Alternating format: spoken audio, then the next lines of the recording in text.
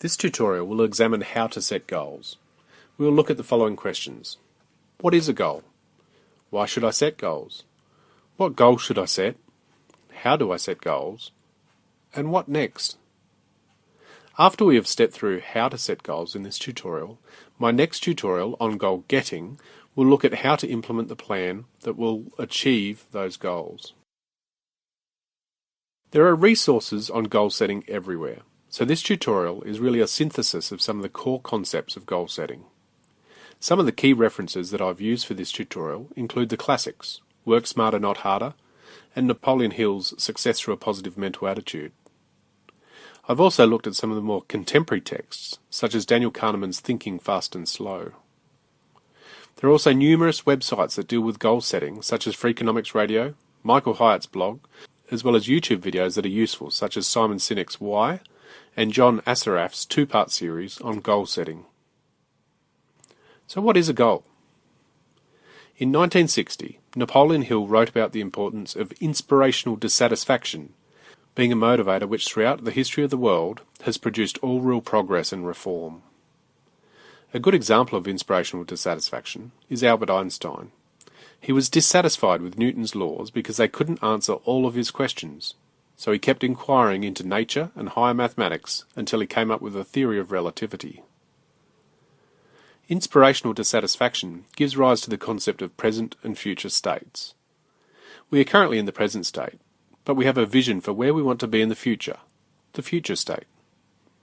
The gap between present and future states is your inspirational dissatisfaction. And the description of the future state, including the plan to get there and milestones along the way, all form part of the goal-setting process that this tutorial will discuss. So why is it important to set goals? Jack Collis argues that human beings are naturally goal-seeking creatures. When we have no goals, we live an aimless and purposeless life. Kahneman backs this up, stating that people who set goals and achieve them report themselves to be happier. Goals, then, appear to be central to our sense of well-being. What's the alternative? If we don't have goals, then we don't have anything to pull us off the inertia-driven path that we're currently following. Where will you be and what will you be doing in 10 years from today if you keep doing what you are doing now? As the American writer Mark Twain once noted, if you do what you've always done, then you will get what you've always got. There are a number of advantages in setting aside some time to think through a formal goal-setting process. These advantages include that it allows your subconscious mind to begin working on how to achieve the goal.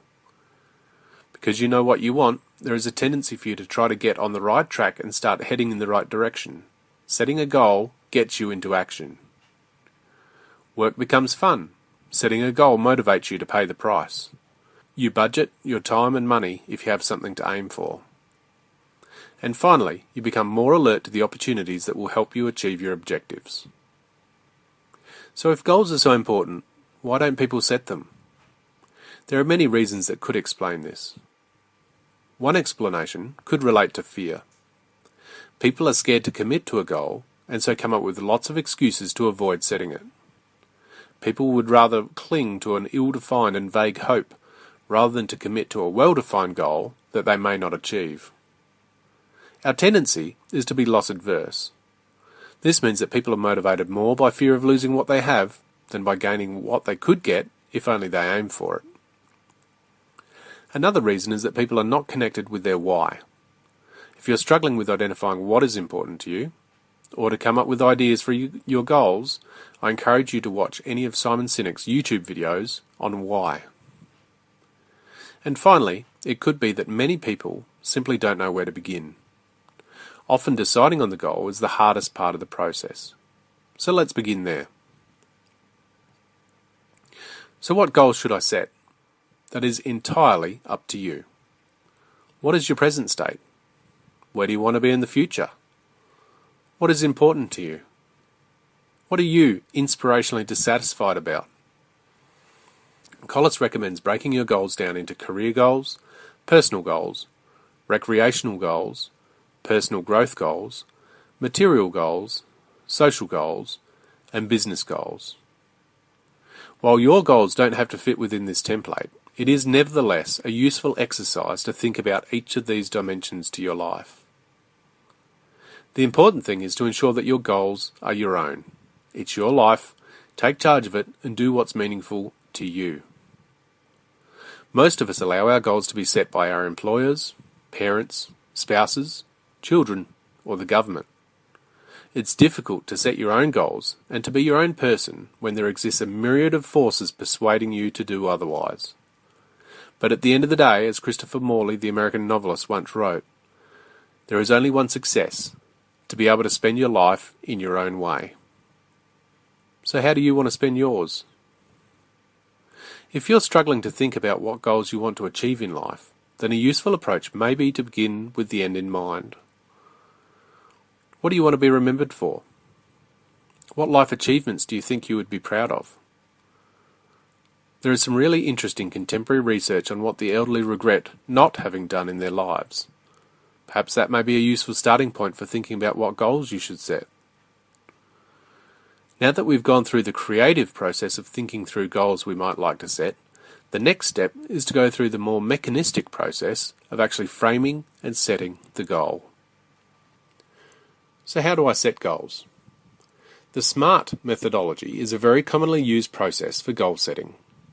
There are many interpretations of what SMART stands for, but for the purpose of this tutorial, we'll take the most common view of the acronym, which is that it stands for specific, measurable, actionable, realistic, and time-bound. Let's begin with specific. Your goal must identify exactly what you want to accomplish in as much detail as possible. Collis notes that the more specific you make your goal, the more direction they will provide for you. If your goal is to buy a house, what size? How many stories? How many bedrooms? Brick or timber? What size block? Located where? And what price range? In being specific about your goal, it's worth being conscious of your locus of control, or degree to which you control the achievement of your goal. Consider a sprint athlete who is preparing to compete in the next Olympic Games. She might have a goal of winning a gold medal. On the face of it, this is a good goal, specifically framed. However, whether she achieves this goal is largely outside of her control and very dependent on the other runners on the day.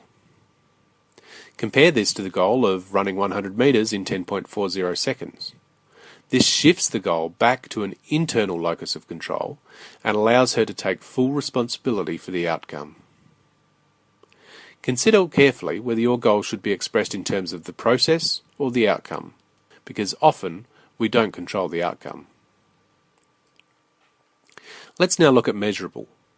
There is an old saying that states you can't manage what you can't measure. Wherever possible, try to quantify the result of the goal. You want to know absolutely positively whether or not you hit the goal. Not all goals are easy to measure. Being a good parent or a responsible citizen cannot be easily quantified. Construct a rating scale. Estimate where you think you are on the scale right now and where you would like to be. If you can't create a scale, verbally describe your goal as vividly as you can. And if you can't quantify, measure, rate, or describe something, you probably can forget about it as a goal. Turning to actionable. Every goal should start with an action verb. For example, quit, run, finish, eliminate, and so on, rather than a to-be verb, for example, am, be, or have. Moving on to realistic. You have to be careful here. How high should you set your goals? Hill argues that setting a high goal will stimulate your thinking. Would NASA have put Neil Armstrong on the moon if they conformed to realistic goals? Probably not. Would Roger Bannister have broken the unbreakable 4-minute mile barrier if he conformed to a realistic goal? Again, probably not. On the other hand, Collis points out that high achievers are usually hooked on getting satisfaction by continually setting challenging but attainable goals. Unattainable goals aren't goals, they're fantasies. And Kahneman points out that one recipe for a dissatisfied adulthood is setting goals that are especially difficult to attain. So where does this leave us? A good goal should stretch you and take you out of your comfort zone, but not overdo it to the point that the goal becomes unattainable. Finally, let's look at time-bound. Every goal needs a deadline associated with it. A goal without a deadline is just a dream. Hill notes that having a deadline is an important factor in motivating you. It sets the tempo and direction of your goal, and it keeps you moving towards it. So what's next? After setting your goal, the first thing you need to do is to ensure that you've written your goal down. Hill says that the process of writing a goal down crystallises your thinking, and the very act of thinking as you write will create an indelible impression in your memory. Collis adds that writing down your goals will help you identify more clearly what you want, and it also increases your personal commitment to them. Once you've set your first goal, set the next. But keep them few in number. Productivity studies show that you can't really focus on more than 5 to 7 items at any one time. So only keep the goals that are really important to you. If you set too many goals, you'll lose focus and spend too much time on the intellectual activity of goal setting and not enough time on the practical activity of goal getting. If you can't recall the basic details of each of your goals off the top of your head, then you probably set too many. Once you've set a range of goals, check them for compatibility. Does the attainment of one impact the attainment of another? For example, you may want a promotion, which may mean more time in the office, but you also want to spend more time with your family. Are these both achievable? If not, which one is more important? Goal incompatibility can lead to uncertainty and indecision about which goals to pursue. Often the result is that you pursue no goals at all. Finally, share your goals selectively. Goal-setting theorists used to urge people to share their goals publicly.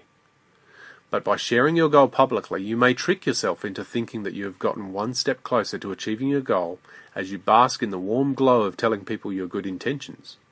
But in fact, sharing your goal has not actually seen you progress any further towards your goal than had you kept it private. If you choose to publicly share your goal as a form of commitment device, then you need to write it down and make it accountable with a referee, somebody like a coach, a supervisor, or personal trainer. So let's now summarise the key points. Goal-setting resources are everywhere. The easiest way to start is with some of these online resources. A goal is the result of inspirational dissatisfaction.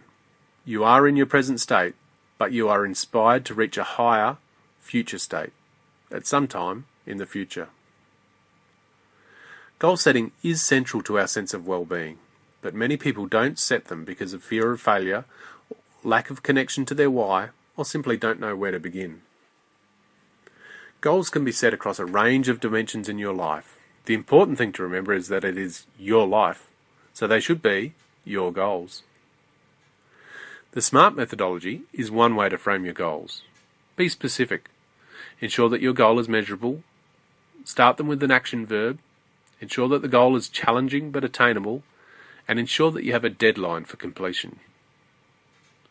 After you've set a goal, make sure you write it down. Aim to set 5 to 7 goals in total and check that they're compatible with each other. If you choose to share your goals, make sure that you are holding yourself accountable through an objective referee. Now that you've gone through the goal setting process, the next step is to actually implement the plan which will see you achieve your goal. Subscribe to this channel to make sure that you don't miss my next tutorial on goal getting, which will step you through the challenges of actually achieving your goal.